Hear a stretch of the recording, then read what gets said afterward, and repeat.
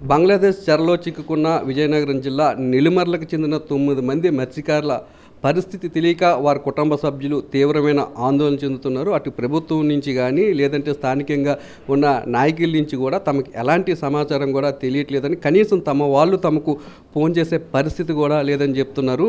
అయితే మత్స్యకారులు ఎలా ఉన్నారు, అలాగే మత్స్యకారులు ఏ విధంగా ఆ రోజు బంగ్లాదేశ్కి చెందిన కోస్ట్ గార్డుకి చిక్కారు అనే విషయాలు మనతో మాట్లాడడానికి ఈ మత్స్యకారులకు సంబంధించిన కుటుంబ సభ్యులు చెప్పండి అమ్మా, ఎప్పుడు ఆటకి వెళ్ళారు, అసలు వాళ్ళ పరిస్థితి ఎలా ఉందో మీకు ఏమైనా తెలిసిందా? ఇప్పుడు మీ పరిస్థితి ఏ విధంగా ఉంది?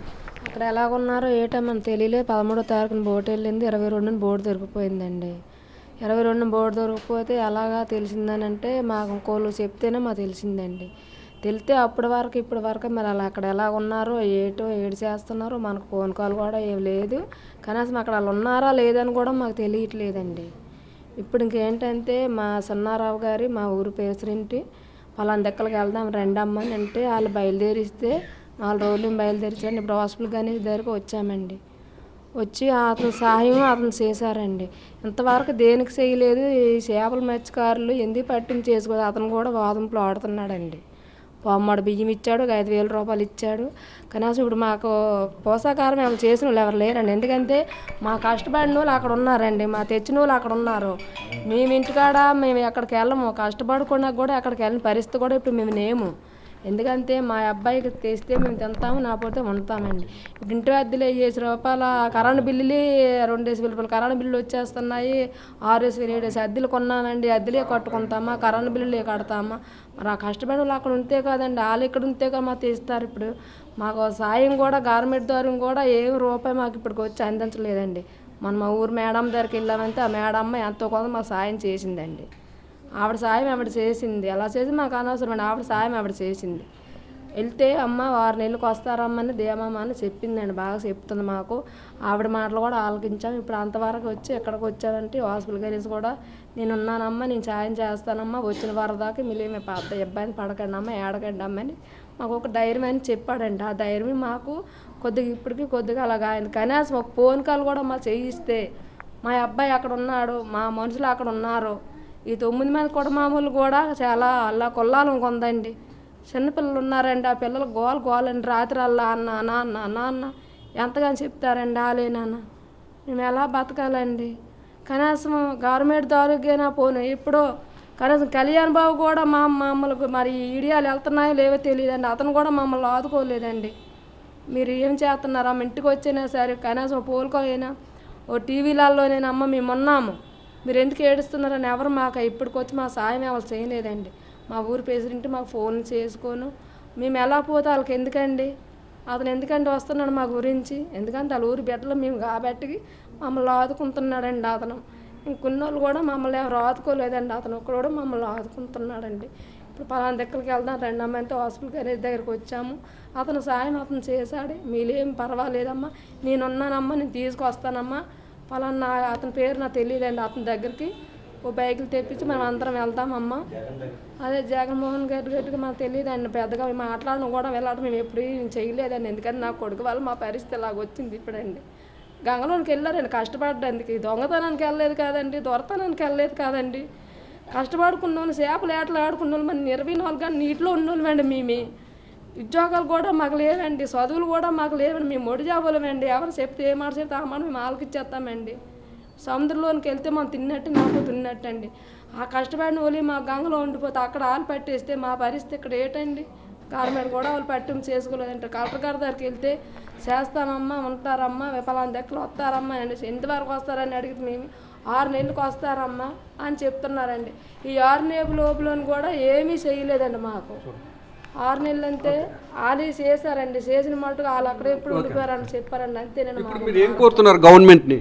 మా మనుషుల్ని మాకు పంపించమనే కోరుతున్నామండి. మేము వాళ్ళు రానాక మేమే ఏకరెట్టేసుకుంటున్నాము, బాగలేదు. మా ఆరోగ్యాలు కూడా బాగలేవు, సచ్చాలా బతకాలి అన్నట్టుగా ఉంటుంది. తెచ్చిన వాళ్ళు ఎవరు లేరు, తెచ్చిన వాళ్ళు వాళ్ళే అక్కడ ఉన్నారు. ఇంటెద్దలు ఇల్లు ఖాళీ చేసేయండి, ఇల్లు ఖాళీ చేసిండి అని అంటున్నారు. మేము ఇల్లులే ఖాళీ చేసి ఇవ్వాలా, వాళ్ళకి ఇంటెద్దలే కట్టాలా, కడుపులోకి తినాలా, కష్టాలే చూసుకోవాలా, వీటి నుంచి రూపాయి రాంది ఏం చెయ్యాలా? ఈరోజు ఇక్కడికి వచ్చాము, ఓ పావు బియ్యమి ఒక 5,000 సాయం చేశారు, నెలలుగా ఇస్తామని చెప్తున్నాడు హాస్పిటల్ గణేష్ గారు. మా ఊరు ప్రెసిడెంట్ తీసుకొని వచ్చాడు, ఇక్కడికి రండి తీసుకెళ్దాం అనేసి 4 రోజులు పెట్టి బతిమాలుతున్నాడు. వచ్చాము. అలాంటిది మాకు ఎక్కడ ఏది సహజకారం మాకు అందట్లేదు. మేము ఎలా బతకాలండి? వాళ్ళు రావాలా, మేము తినాలా? వాళ్ళ గురించి ఏకరెట్టేసుకుంటున్నాం. పిల్లలు కూడా చదువుకున్న వాళ్ళు కూడా ఏకరెట్టేసుకుని జ్వరాలు ఎట్టేసుకుంటున్నారు. మరి పిల్లలు నాన్న అంటున్నారు. 10 తర్వాత చదివిన పిల్లలు మా నాన్నలు ఎప్పుడు వస్తాను ఏం చెప్పాలి? అదిగో వస్తారు అంటే ఇప్పుడు 2 నెలలు వెళ్ళిపోయి 3 నెలలు వచ్చేస్తుంది. ఈ 3 నెలలకు కూడా మా నాన్నగారు లేకపోతే చచ్చిపోయారా, ఉన్నారా అని అడుగుతున్నారు పిల్లలే. మా నాన్నగారు ఉంటేనే ఎన్నాళ్ళు ఫోన్ చేసేవారు కదా ఏటకెళ్తాడు, ఇప్పుడు ఎందుకు ఫోన్ చేయట్లేదు? నాన్నగారు ఉంటే ఫోన్ చేయరా? నాన్నగారు ఏమయ్యారు, ఎట్టయ్యారు, మీరు చెప్పకంటున్నారు ఏంటని పిల్లలు అడుగుతున్నారు. అడిగితే ఏం చెప్పాలి? అంతకని చెప్తాం, రోజు వరకు చెప్తాం. మా పిల్లలు అన్నం కూడా తినట్లేదు. అలా జారిపాత్రలు అంతేసి పిల్లలు అయిపోయారు. సంక్రాంతి దగ్గరికి వెళ్ళా ఇప్పుడు ఇడిచి పెడితే మా మంచుల పత్రుడు మేము మాట్లాడుకుంటాం, మనుషులు మా దగ్గరికి వస్తారే మేము చూసుకుంటాం. మనుషులు వస్తే కదా మనం చూసుకుంటాం. వాళ్ళు ఉన్నారో నేరో తెలియకంటుంది. అసలు ఒక ఫోన్ కొట్టినా సరే ఎప్పుడు వస్తారు నేదనే అనుకుంటాం. అయినా రాలేదు, ఫోన్ కూడా లేదు. ఏం చేస్తాం? ఆమె ఇంతవరకు ఎవరైనా చంద్రబాబు నాయుడు కానీ పవన్ కళ్యాణ్ కానీ మీకు దగ్గరలో ఉన్న మంత్రి రామ్మోహన్ నాయుడు కానీ ఎవరైనా స్పందించారా? మీ దగ్గరకు వచ్చారా? మీ సమస్యను అడిగారా? ఎవరు రాలేదు సార్, ఎవరు స్పందించలేదు, ఏం చేయలేదు. మేము కావాలని ఎమ్మెల్యే మేడం దగ్గరికి వెళ్ళాం సార్. వెళ్తే చేస్తున్నామమ్మా అవుతాయి అనేసి అన్నారు. మేడం కూడా చేస్తున్నామమ్మా అనేసి అన్నారు. అన్న తర్వాత ఆవిడ కూడా ఏదో సాయం చేసింది సార్. 10,000 సాయం చేసినా ఇవి మాకు తినడానికే కానీ మా భర్తల గురించి మాకు తెలియట్లేదు. వాళ్ళు ఎలాగున్నారనేది మాకు తెలియదు. మా పిల్లలకి కూడా మీ సమాధానం ఎన్ని రోజులు చెప్తామనేసి మెయిన్ బాధ మాకు ఎక్కువైపోతుంది. మేము బయటికి వెళ్ళి కష్టపడిన వాళ్ళం కాదు, వాళ్ళు తెస్తేనే మేము తిన్నోళ్ళము. కరెంట్ బిల్లు, కేబుల్ బిల్లు ఇవి అంతే. ఇంటది 2 నెలలు కట్టలేదు, ఇల్లు ఖాళీ చేస్తామంటున్నారు. స్కూళ్ళల్లో ఫీజులు కట్టట్లేదని స్కూల్ నుంచి పంపించేస్తున్నారు పిల్లల్ని. ఏటి చేయాలో తెలియట్లేదు మాకు. అది సార్ మా పరిస్థితి.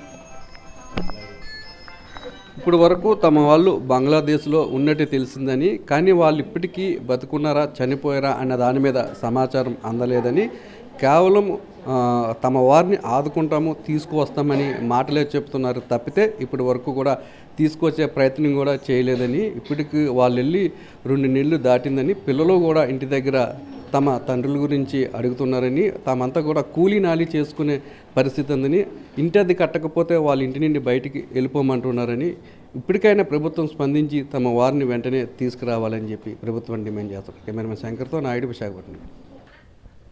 బంగ్లాదేశ్ జలాల్లో బంగ్లాదేశ్ కోస్ట్ గార్డ్కి చిక్కి 2 నెలలు అవుతున్నప్పటికీ కూడా ప్రభుత్వం వారిని తీసుకురావాలనే చొరవ కూడా చూపించలేదు.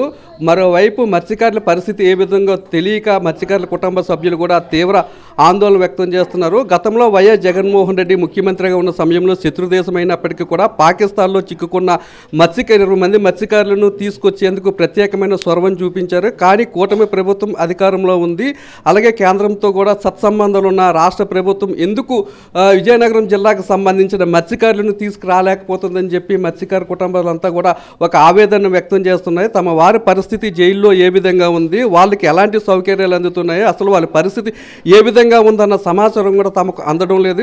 వారి నుంచి తమకు ఒక ఫోన్ కాల్ కూడా రాలేదని రాష్ట్ర ప్రభుత్వం చొరవ తీసుకుని ఉన్నట్లయితే ఈ పాటికే తమ మత్స్యకారులంతా కూడా వచ్చేవారని చెప్తున్నారు. కనీసం తమ పరిస్థితి కూడా ఏ విధంగా ఉందని రాష్ట్ర ప్రభుత్వం కూడా పట్టించుకోలేదని, స్థానిక ఎమ్మెల్యే దగ్గరికి వెళ్తే ఇంకా 6 నెలలు సమయం పడుతుందని చెప్తున్నారని, కానీ తమ వారి పరిస్థితి తమకు తెలియక తీవ్రమైన ఆందోళన చెందుతున్నప్పటికీ కూడా ఇటు రాష్ట్ర ప్రభుత్వం కానీ కేంద్ర ప్రభుత్వం కానీ ఎటువంటి సహాయక చర్యలు కూడా చేపట్టలేదు. అసలు మత్స్యకారుల పరిస్థితి ఏ విధంగా ఉంది, తమ వాళ్ళు జైలుకి వెళ్ళిన తర్వాత అనే విషయాలు మనతో మాట్లాడడానికి ఇక్కడ కొంతమంది మత్స్యకారు కుటుంబ సభ్యులు ఉన్నారు. చెప్పండి అమ్మా, ఎన్ని నెలలు అయ్యింది మీ వాళ్ళు అక్కడికి వెళ్ళి? ఏమైనా వారి నుండి సమాచారం ఏమైనా అందుతుందా మీకు?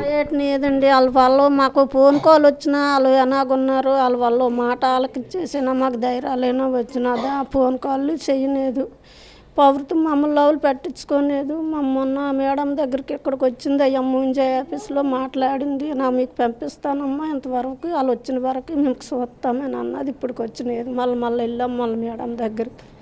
6 నెలలు పెడుతుందమ్మా, ఇందాక మీకు టైం పడుతుంది. ఆల్ఫోలు 13 గురు దుక్కారంటే మధ్యని ఆల్ఫోజు వచ్చి ఇవి అయ్యి తగులు అయిన తర్వాత మన వాళ్ళు 6 నెలలు పడుతుందమ్మా. రాబోయేటప్పటికి మీకేం భయం లేదు, నేను ఎంతో కొంత నేను వేస్తాను. మీ బ్యాంక్ బుక్లు జిరాక్స్లు ఇవ్వండి, మీ నంబర్లు ఇవ్వండి. మీ వేయలేదు, ఇప్పటికి వచ్చి ఎటు వేయలేదు. ఇప్పుడు వెళ్ళి 15 రోజులు అయిపోతుంది కానీ ఎటు వేయలేదు. మొన్న జనవరం వెళ్ళాం. మళ్ళీ అక్కడ కలెక్టర్ ఆఫీస్కి వెళ్ళి కలెక్టర్ గారికి వెళ్తే అక్కడ మాటలు ఆ బాబు చెప్పాడు, మీకు ఎంతో కొంత పంపిస్తామమ్మా అని అన్నారు, కానీ ఇప్పటికి వచ్చి పట్టించుకోలేదు. మా ఇల్లు 5 వేలు 4 వేలు 3 వేలు అద్దెలు కొంటున్నాము అక్కడ. మాది జనారం జిల్లా పాసిపేట మండలం. తిప్పలవలస గేమ్ 2, సింతపల్లి బాబు, కొనరసపాలెం 6. ఈ 6 జీవులు అందరూ చిన్నపిల్లలతోటే ఉన్నాము. అలానా బతకాలి, మేమేనా తినాలి. అదొకటి మా ప్రభుత్వం మాకేది పట్టించుకునేది ఇంతవరకు. వీళ్ళు ఏడు చేస్తారేమో. న్యాయం హాస్పిటల్ గణేష్ కుమార్ గారి దగ్గరికి వచ్చాము, ఇప్పటికి రమ్మన్నారు. వచ్చాము, ఆ బాబుతో మాట్లాడాము. ఒక 5 వేలు ఇచ్చారు. పొమ్మడి బియ్యం ఒక 25 కేజీల బియ్యం ఇచ్చారు. అటు కాగితాలు పెడతామమ్మా అని చెప్పారండి. ఎవరున్నారమ్మా మీకు సంబంధించిన వాళ్ళు? నా పేరు నక్కాలి అమ్మ, మా ఆయన పేరు రామన్నం.